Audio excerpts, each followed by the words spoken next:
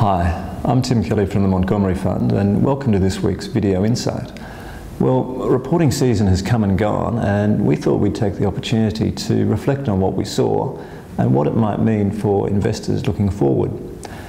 As you may recall, we went into reporting season with the view that the Australian equity market was starting to look a little expensive and that companies needed to demonstrate some healthy growth in earnings to justify the healthy growth we've seen in share prices.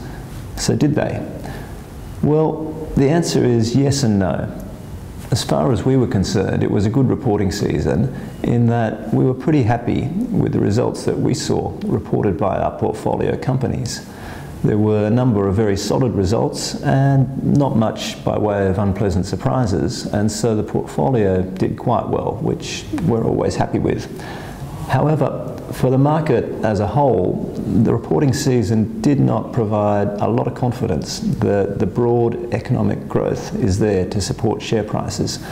We saw revenue growth for non-financial industrial companies of around 3 to 4%. That's similar to last year and broadly in line with expectations, but it's still a fairly subdued level of growth. Profitability grew a little quicker as margins expanded due in part to cost reductions, and that's fine, but cost reductions can only go so far, and longer term growth probably needs to come more from revenue than from costs.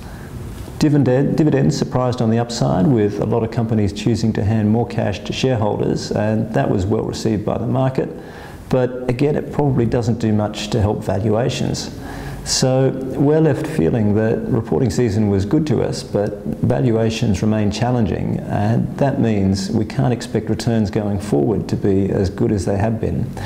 With interest rates remaining at record lows, we don't expect much to change in the short term, but if equity prices keep rising quickly over the year ahead, it may take us into some dangerous territory in valuation terms.